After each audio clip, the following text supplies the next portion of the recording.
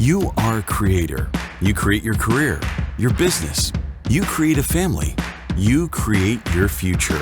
On the Results Driven Life by Design broadcast, get ready to hear from people from all walks of life and how they overcame the odds to create a life led by purpose and vision.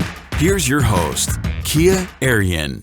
Hello, everybody, and welcome to today's broadcast. I always begin by reminding you that your skills, your experience, and your talents have been given to you for a reason. No one has that unique combination, and no one else has your voice. You have a message that the world needs to hear. And so as you listen to today's show, I invite you to a greater vision for your life that resonates beyond what you do, but why you do it. Now let's get inspired. So today I have with me my longtime friend, colleague, mentor, and more, Ben Glass. For those of you who don't know Ben, he is a personal injury attorney in Fairfax, Virginia, my hometown, and the founder of Ben Glass Law. He's also an entrepreneur with a second thriving business called Great Legal Marketing, where he has been mentoring and coaching attorneys since 2005 to build the practice and the life they've always dreamed about. Ben is a published author. He is an avid soccer fan who referees youth soccer. He is passionate about fitness. He participated in several marathons, including one with my husband. He recently recovered from triple bypass surgery and was back on his game in less than 3 months. And I'm not done yet. He has 9 children, 7 grandchildren, and 4 of his 9 kiddos were adopted from China, and 2 of them were out of orphanages. I could go on, but clearly his impact in this world is far and deep, and that is why I'm honored to have him here today. Welcome, Ben. Okay, that's a wrap. Thanks, Kia. That's all I gotta say. Look, because we are local, we get a chance to meet with each other in person, but not enough, obviously. And it's always fun to riff with you. What you said at the very beginning about the purpose of the podcast is exactly what I believe. Like, you have gifts, talents, and interests. No one in the history of the world has ever had your combination.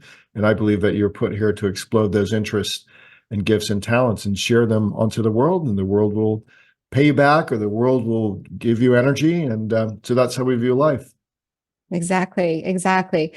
Ben, your personal story and your life philosophy, which you just explained quick, is an open book, literally. You're prolific online and in your books, and your latest book, which you co-authored with Yan Kennedy, which will be available soon, or probably now as of the broadcast. We'll talk about that. If listeners wanted to know more about you, you're easy to find. I talk about how you and I met. I call it the how one postcard changed my life, and people can go on LinkedIn and they can find that post. So we're not going to talk about it here. But today, what I want to talk about is the brand that is Ben Glass and how you've built it. When I met you, Ben, and this was 16 years ago, that brand was kind of trying to find its way out. I remember the first time that I came into your office and you had sayings on the walls that were stenciled, they were on the walls about living with purpose, about resilience. You had books about success, freedom, entrepreneurship, and there was an energy there that was beyond practicing law. So how would you describe that energy at that time? In your own words, where did it come from? Was it always with you? How did you discover it? So going back 16, 20 years. Well, I think it's important to, just for a moment, go back to people understanding that growing up, I was the shyest kid ever. I was shy in school all the way through law school. I didn't believe that I had a voice that was worth listening to. I grew up in a loving family, but I didn't grow up in an environment where people were encouraging other people to just go and, spread whatever they're interested in on the world. So, I worked for other lawyers for 12 or 13 years at a law school, pretty typical path. Started my practice, which is now, 27 years old. I think I've now crossed 40 years in practice.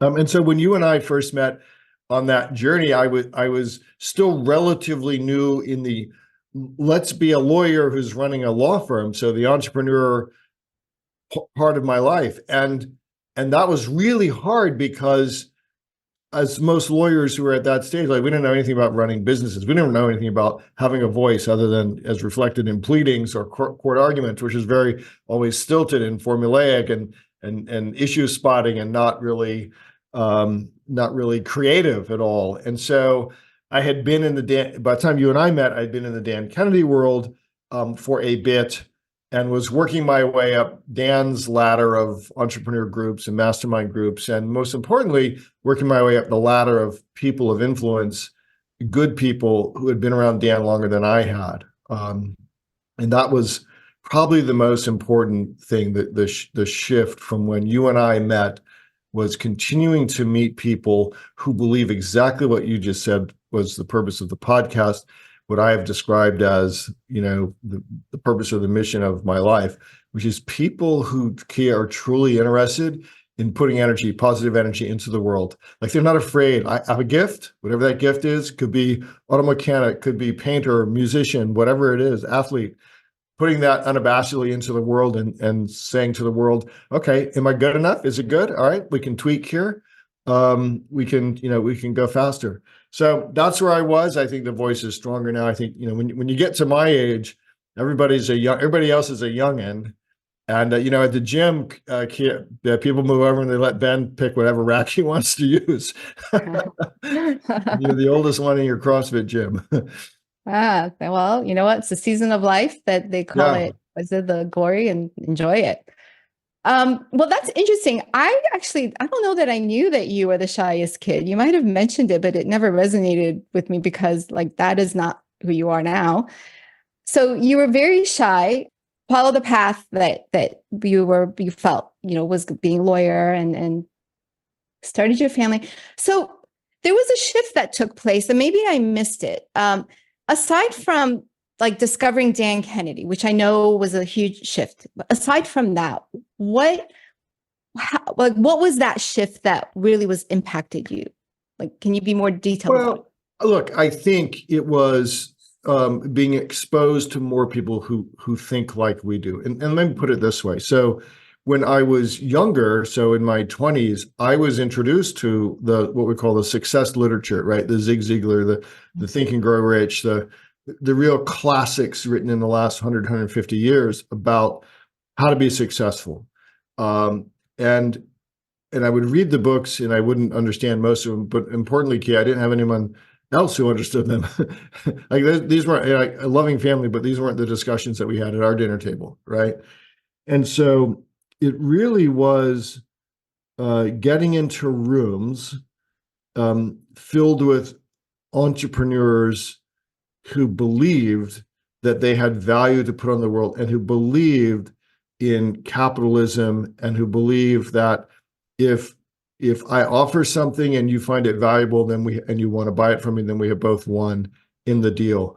And that's still a rarity, as you listen to talking heads, social media politicians, none of them get it. Or if they get it, they hide it. But finding people like that, and even though you look on social media and there's a lot of people that sound like that or seem like that, when you run around with them for a while, you find they aren't. So finding this core group of friends. So the other thing that people wouldn't probably guess about me is I'm an extreme introvert. Crowds and parties and social trivia conversation is the energy sapping part of my life. I just don't like that at all. But getting on a stage, talking to people who are interested in being there, can do that all day long with no prep. There's, it's a weird thing to understand. A lot of leaders you find out are actually introverts. So, and then I think the other thing, so reinforcing, I for a long time, as you know, I've had a coach, Sammy Chong, who's my mindset coach, right? And so having someone in your life who's not your spouse, who's not your business partner, who's not your family member, who you can whine to, complain to, and who that person is free to tell you that you're full of it or that you're doing great, and who can celebrate big wins. That has been important for me. You may call people like Sammy a life coach. A lot of really highly successful people have one, and you never know about it. But there's again, somebody you can celebrate with, commiserate with, and they're not judging you at all. Mm. That's so good. That, you said something, I think is just like $1 million type, $1 million insight, which is when you were exposed to those success books and those ideas that you weren't exposed to in other ways. And whoever got you the first book, however way you ran into that first book, the universe arranged it so you had that, and it ignited something in you. But then you said that there was no one else you can talk to about. And I find that what happens, people who are visionaries like you, something ignites that vision, that bigger vision, and it creates that space for it. But if you don't get with people who you can talk about, you're going to feel like you're going crazy. You're going to feel like you are crazy. You feel delusionally crazy. It's lonely. Yeah. And you start doubting yourself, and you start to think something is wrong. So the whole idea of being in a community where, they can be as crazy as you are. And I think, which is why you were so drawn to Great Legal Marketing, because you knew that needed to happen for lawyers. Yeah. But it is the crazy people that have moved the world. Like, you have to be. Yeah. And we're using crazy people in a very nice, friendly, not medical way. But those of us who think, well, why not? Like, well, what if? Like, well, couldn't we try this? And and then being surrounded by people who don't say, oh, that won't work. That's stupid. That's been done before. Maybe it will fail. Maybe the idea won't work. Most of my ideas don't work. Like, they're not spectacular ideas. But being surrounded by people who help you figure out the 1, 2, 3 things that could move the needle, and then cheerleading, supporting, and finding who else can go and help on the project, that's really important. And most people, even if they're owners of businesses, I mean, you found several businesses, right? And there were some I know from knowing your story that it didn't really make you really happy, right? But you didn't know what you didn't know. Sadly, most people don't have this. It's not taught in schools, not taught in colleges. And then when you get out into the professional world and the legal world, it's certainly not spoken about there, because they never talk about creativity and new ideas and doing things outside the box. They always talk about, we've done it this way for 50 years. Sounds good to us. Yeah. Or just make gazillions of money, and that's all it is. And I think we take it for granted that having a community of like-minded people, which is a core success principle, is so powerful. And you touched on it. You said nowadays with social media, there's a lot of counterfeit. And I don't think they mean to be counterfeit. Right. Like, I think they're trying, but this whole concept of social media and the way that we connect now in information, it feels like you're eating potato chips for, breakfast, lunch, and dinner. And nobody's out there trying to fake it, really. It's just, there's this element of authenticity and vision, a deeper vision that gets missed. Yes. And so that word deeper is very, very important, because and very telling, because what I find is that back in the day before social media, so where it really cost you money now to go into, if you were creating a business or you're creating a coaching business, cost you real money to go and to market that into the world, you wouldn't dare do that unless you were good, like unless you were deep and had a bank of knowledge and knew that when folks came in to be a part of your organization, or if you building a widget, whatever it was, you wouldn't do it. Today, since the cost of media to get your name out there is so low, and in some cases virtually, approaches zero. On LinkedIn, right? It's easy for people to launch themselves without as much risk, that actually there's nothing very deep once people come into their group or get to know them. And we just wouldn't do that in the past. So I think that's one reason why there's all these potato chips out there. It's very shallow, very crunchy, because it's easy to launch. And, you can go to a 3-day conference and learn how to launch. What you can't do is go to a 3-day conference and gain 2 decades of experience running a business with those ups and downs, and then transferring knowledge of what you have learned to the next generation. You can't do that in a 3-day conference, but There are people out there who are doing it, who are trying to do it. They are, and not to, not to discourage those who are trying to do it, but here's the other thing that I've observed, and that's that where I see in you too, is that even if they're new to the game, they're not the OGs that started 20, 25 years ago when, like you said, the ante to play was a lot higher. If they're like, there's something, even if you, Ben Glass, started 5 years ago, what you have in your brand is this idea, which is, I think, what led you to this, for Dan to contact you, is this deeper message that you don't have to give up your life for your career, particularly lawyers. You always had that message of you can build wealth, insane wealth, and still get home in time for dinner. That was what you would always say, still get home. And I think that was there 16, 20, 25 years ago, 30 years ago, and it's still there now. And holding on to that vision of don't kill yourself. Like a lot of these sort of places where their motivation is make more money, as much money as you can. What is it? Make as much money as you can, and then sit on the can. Like, it's like that's the goal, but that's not sustainable. And being able to have a life with it too, I think, is really what people value. Do you think, I mean, it seems to me, of course, that's why Dan reached out to you and said, Ben, you figured this out, how to have a life, how to manage your time, your resources. Let's tell the world about it. Is that accurate? Yeah. So this is the 4th edition of No BS Time Management for Entrepreneurs. And the first edition, when I first read it, that changed my life fundamentally, because Dan had some very practical, tactical ideas plopped on side of this mindset.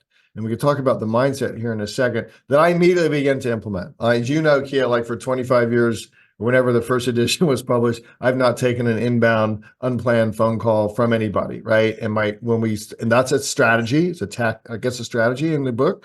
And when I started that, my team said, well, that'll never work because you're a lawyer and people want to talk to you. Of course they do, but they can talk to me when we're both ready, right? We're both ready for the call and it's planned out. So, Dan has followed my career, and I've been he's been one of my top mentors in the space. And Dan knows that I've had different life experience from him, because Dan, by and large, has not run, except long ago, has not run businesses with lots of employees, right? Dan, he doesn't have 9 kids running around. Dan hasn't coached sports teams and he's got his horses that he used to race before he lost his vision.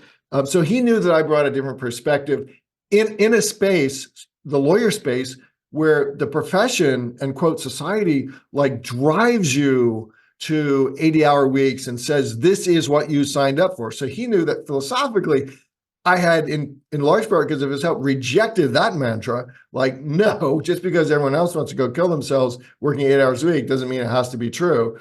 And that I had managed to run a life that is family first. Soccer, as you know, has been a big part, coaching, refereeing, playing back in my younger days, and being a pretty good lawyer, like running a good law firm and, being able to try cases and get verdicts and all that stuff. So that's the perspective that I bring to the book, which is a little different from the prior edition. So I wrote about 40% of this newest edition, and it was fun. For those who don't know, you only deal with Dan. Even when you're a co-author of a book, we had one 30-minute phone call, and everything else has been by fax correspondence.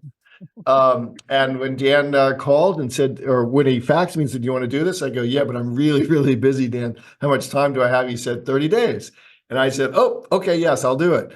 And I worked very hard to get it done in 30 days. So that book fundamentally changed my life and the way I run a lot of my life. And the book is just filled with this mindset. Yes, darn it, you're the resource. Like, especially if you're the entrepreneur, it is for entrepreneurs.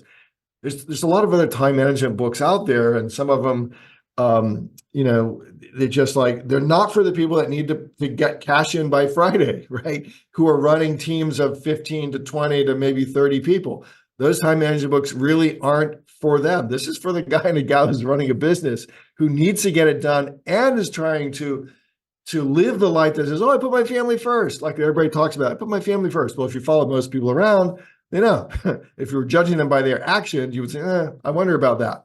So that's what the book is about. And the coolest thing about the book is it is filled with practical tips. You don't have to do everything that Deanna and I talk about, but I guarantee you that if you implement one or two or three things, you talk about like calendar time blocking, you can talk about the art of delegation, the art of decision making. So I wrote a whole new chapter in the book about decision making and how you can go about deciding and how, the winner goes to the ones who can decide fastest and best. Mm-hmm.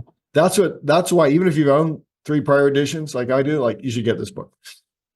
Yeah, well, and the thing that is always is going to be that is different about this book, that is always different about all of Dan's No BS books, is that it's not only a collection of here's the tools, here's the hacks, here's the tips, which are useful, and especially for someone like you who's kind of rejected that whole work 80 hours a week and kill yourself for gobs and gobs of money.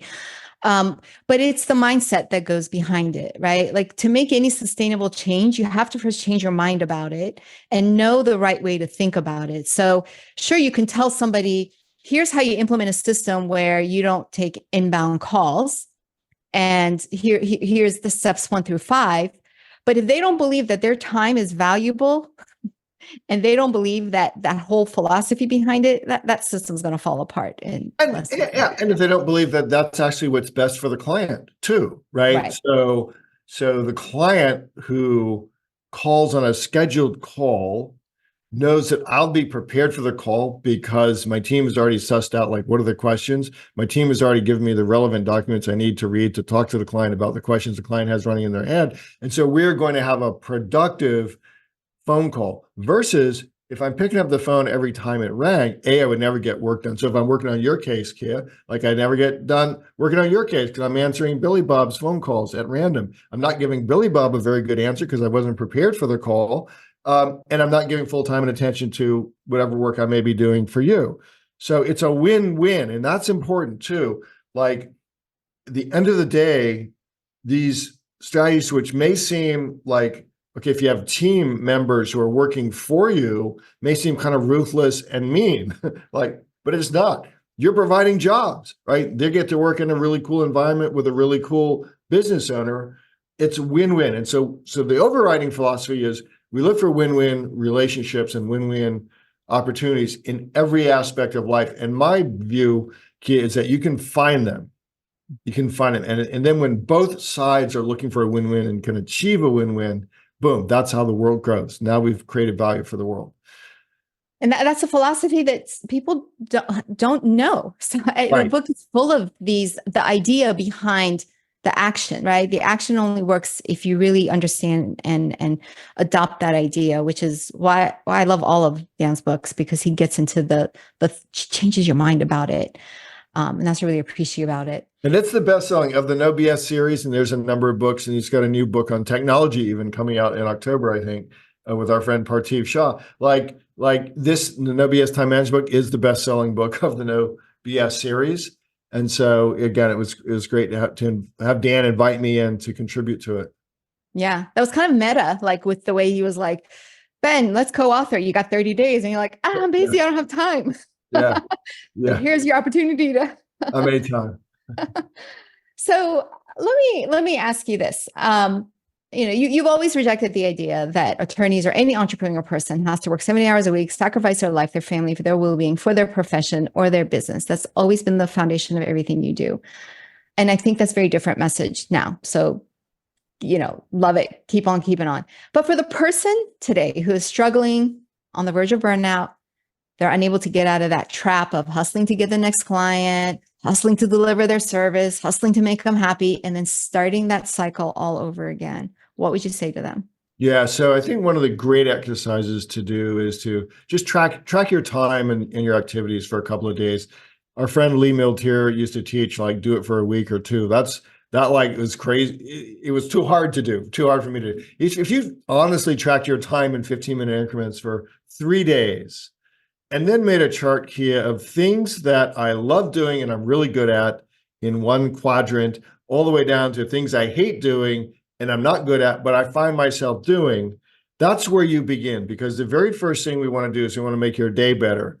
And realizing that, Kia, for everything that you hate doing and aren't good at, like, which is the worst thing that you could do stuff in that quadrant, there's somebody in the world for whom that drives their energy. They love doing it and they are really good at it. And the neat thing, as we're recording this in the summer of 2024, is it's a worldwide opportunity of employment, right? So I have, our law firm employs 5 people working in the Philippines. We have employed people in countries all over the world, because you just got to find like the one, right? So finding that person, first of all, that person you just described who is stressed out, is just know there's stuff that can come off your plate. Right now, the mindset block is this, and I had it for a long time, is that, oh, well, it'll take me longer to teach somebody how to do this, or nobody could do it as good as I can. Well, you and I both know that there's very few things that we do that if another person did it and did it 100% wrong, it would be fatal to our business. Like, that's almost impossible, right? For someone to totally screw that up, to crash the business. People are going to do things in different ways. And the fact that somebody else is doing it differently from the way Ben does, for too long, slowed me down. Even legal brief writing. Like, you don't even need to be a lawyer to write a brief. Of course, I'm going to sign it, edit it, and make sure it's to my standards before it goes out. But the writing is a skill set that you don't need to be a lawyer to do. So that's an example of things I've been able to teach people. Let go of the vine, let go of things that I didn't think anybody else could do as I could. I thought I was the only one who had to do it, which happens to be writing is a very time-consuming exercise, right? So that's where I'd start, is finding someone. And I was just coaching a young lady today who called me. She has a business, a sort of consulting business, and I said, the first step of that, Kia, I told her, like, write down a description of that guy or that gal who would fit your need perfectly.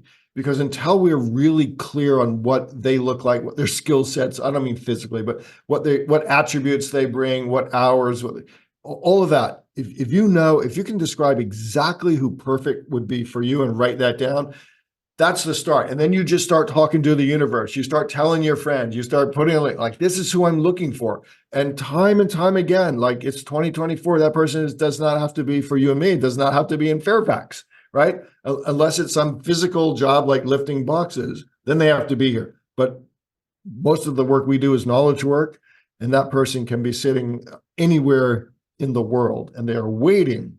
They're waiting for somebody like you, and they're waiting to work for somebody like you. That's the other cool thing. So with our out-of-country employees in the Philippines, like, they get opportunity to work with really cool lawyers and a really cool team here, and really cool other Filipino-based employees working for big companies and cool CEOs all over United States and Europe.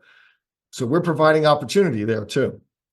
That's how the world, what I just described is win, win, win, win, win. So there's the two that, I mean, there's a ton, but for that, this all starts in what you believe, right? Believing that you're not the best person always for every job. You will not be.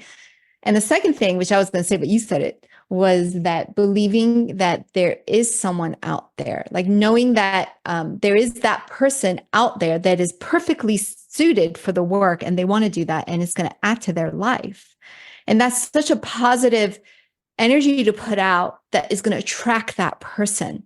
And I'll testament to what you just said with my business. When, Kim, my principal designer, she came to me within 12 years.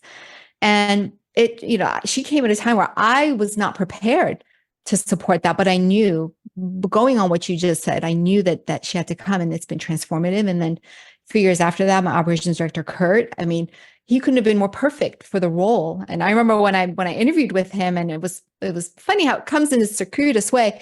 I interviewed him, and for this role that it was like, I don't know. And then when I presented this other role to him, literally his eyes lit up. Yeah. And that's when I knew. I was like, this is it for him. And it's just been a phenomenal experience. So yeah, and a place that people can go, so go right into your own networks. Like, you already have a circle of friends somewhere, right, in the world, and getting clarity on what that person, that next hire looks like, and just start talking to your circle of friends. Do you know someone? Do you know someone? Looking around.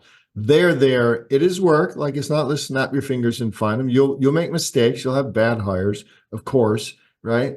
But most people aren't doing this at all. They're getting frustrated. They continue to do things they're not good at and don't like doing. They continue to do low value things. So one of the things, one of the big points Dan makes in the book is knowing the value of your time, like calculating. If you want to make X dollars, like, all right, everyone's got the same 40 hours of work week, or the same X number of hours in a week to sleep, eat, have social life, and do productive work.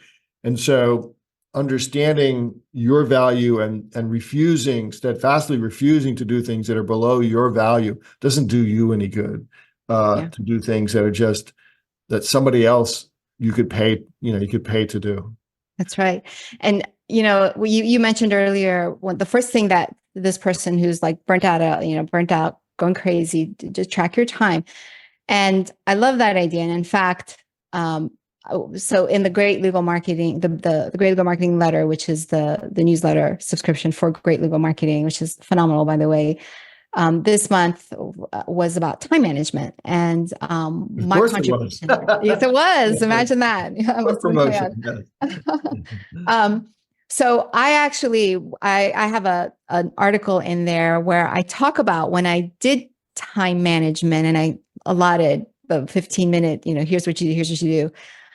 In the beginning, I was a little horrified to discover how much time I spent in the morning on my morning routine. But then what happened as a result of that exercise, I realized that 2.5 hour, sometimes 3-hour morning routine was when I reset, when I got my best ideas, when I connected, that was what set me up to do the worst of the work that I did. And so doing that time audit, but being open to what works for me, I found was really, really valuable. Very important to find how you work best and when you work best, and then build an iron fortress around that.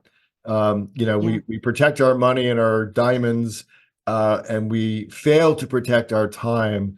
And so, exercise is really figuring out, like you, my creative ideas, my best ideas are in the morning. I'm an early riser, but you then just build a wall. Build a wall and don't let anybody through it, and be ruthless about that. And by ruthless, we mean is not about being mean. It's about paying attention, right? And because that's how you serve the world the best. Like, you don't serve the world. That the person you just described is not serving the world and their family and their community when they're running around with their head chopped off because they haven't done these simple thought exercises first, the mindset, and then use some of the strategies and tactics in the book to act on the mindset that they're now building. That's right. That's excellent. Excellent advice. So let me one or two more questions, and then we can wrap it up. I mean, we can talk all day. So tell me what continues. You've had all these amazing successes. Congratulations. What continues to be a challenge and continues to test your resolve? Personal, professional, whatever. Yeah. So I think it's a blessing and a curse to demand. It's a blessing and a curse to expect that everyone else around you is going to want to care, or who will care about your business as much as you do. And so in small business, it is a challenge. It is often a challenge to have hard conversations with people in your business because you're friendly with them, but who are not staying up with your level. And one thing we know for sure is that as your business grows, as your mindset changes, as your life gets better, the people that help you get to a certain level, Kia, are not going to be the people that will get you to the next level. That's just a fact of life. It is neither good nor bad. It is just a fact.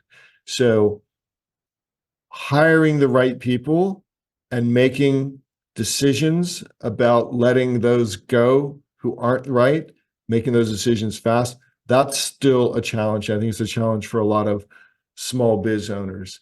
The other challenge I have is I see It's kind of odd, but I mean, you know me, I'm the most positive guy in the world. Like, I think I can turn every lemon into fine lemonade or a lemon margarita or something like that, right? And so I will often spend a lot of time trying to get someone to get to the next level who doesn't even want to get to the next level. Like, it's not in their DNA. They're perfectly fine staying where they are.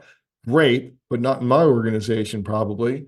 Again, it just leads, it's back to the same thing. It's going too slow, to surround yourself with the people who are really energized behind the mission. Again, win-win. This is not about slavery or indentured servitude or anything like that. It's like, I want you here if you want to be here. I'll help you grow if you want to grow. But if you don't want to grow, we kind of become incompatible. And so I think those are challenges still. Yeah, for sure. I can totally relate with those. And I think that what proves time and again to be what keeps you through those challenges is having that North Star, having that this is who Ben Glass is, this is what Ben Glass values, this is what he stands for. And at times there might be the headwinds that come against it, but you're going to stand firm, and that's what gets you through. And really, and that's what you've had, in your entire career, in your personal, professional life, and so clear. And so I congratulate you on that. And And people who listen, they got to know that it's messy sometimes. Like, my life can get messy, but that's okay. And understand that that's the norm. That's where having small group of friends who understand messiness and pushing to succeed. Okay, two things can be true. That's really important. And unfortunately, we go back to the deep and shallow thing. Like, the world is mostly so shallow now that people don't have friends. They don't have friends that pull them up to the next level and keep them there and beat them up a little bit when they're slagging behind. That's important. That's the importance of, I think mastermind groups have been really important to me. I've both been in them, am in them, and run them. That's what most of my friend set there in church. That's my two friend sets, right? It's not the general lawyer population. It's not the general athlete population. It's people whose mentality, mindset, mind growth aligns with mine. Yeah. And that's where the richness is. You don't have to, hang around people that it's richer when there's a variety there. Well, I think that's an excellent thought to wrap up our conversation with, that I always enjoy having. So what's the best way for people to stay connected with you? How can they get the book? What's the best way? Sure. Yeah. So the book will be available on Amazon probably by the time this comes out, but certainly August 13th is the release date. I'm very popular or I'm very present, I guess, on LinkedIn, Facebook. You can go to benglasslaw.com. You can go to greatlegalmarketing.com. You can Google Ben Glass attorney or Ben Glass soccer referee, and Ben Glass sportsmanship. All those sort of things will lead you back to me. And I'm here's the thing here. So people need to know this. It's like, I will try to help you if you're interested and you're genuinely willing to try to help yourself. I don't like people that just want to pick my brain, right? But you come to me with ideas, show me you've done some work, show me you've done some research on me, maybe read some of my books. We can have a discussion. I have, as you know, my Lunch with Ben program, lunchwithben.com. You can go read about that there. Just had one today with a young lady, and I enjoy doing that. I'm going to eat lunch anyway. Dan thought it was kind of crazy, by the way. I said, I'm going to eat lunch anyway, and I get to talk to people I never would have met in my whole life. But don't come without a notebook. Don't come without some level of curiosity, because that'll just, I'll never talk to you again. So not to pick my brain, but to have a discussion and come prepared. Yeah, happy to do that. Yeah. And I will attest to that even for my listeners who aren't attorneys, I was not an attorney when I connected with Ben Glass. And there was so much that I learned, and I continue And just our friendship, relationship has just been so rich and rewarding in so many ways. I can, there's stories of it everywhere in our marketing and in our books. We've But watched definitely we watch each other's children grow up. I know. Oh, so amazing. Ben, thank you so much for coming on the show, for sharing. Congratulations again on your book. And I would encourage, again, my listeners to connect with him. Doesn't matter that, he's there's so much that is out there that you can take away with, take advantage of lunch with Ben, the way that he said. Yeah. And get the book and let me know what you think. Make sure I'll be getting mine too. If you find it interesting, go subscribe to the Renegade Lawyer podcast, where I have conversations with people like Kia all the time. You can learn more about my philosophy. And I'm not for everybody. I get it. But if you find that I am aligned with the way you think about the world, I'm happy to try to help you on the journey. Amen. Thank you. Thank you for that offer. Thanks, Kia. Thank you. Thank you, everybody. Thank you for tuning in. Again, my name is Kia Arian, reminding you once again that your skills and talents have been given to you for a reason. There are people who stand to benefit from what you have to offer, and there are those who you are not called to help. Focus on the former group. They're waiting for you. If you enjoyed this broadcast, subscribe to the show, connect with Kia on LinkedIn, and let her know what inspired you. This broadcast was brought to you by Zine, a marketing and brand development agency that helps attorneys, entrepreneurs, and professional service providers create raving clients who love them, stay with them, and tell others about them. Visit zinemarketing.com/newsletter to sign up and receive the Breathe Life newsletter, a print publication of Zine.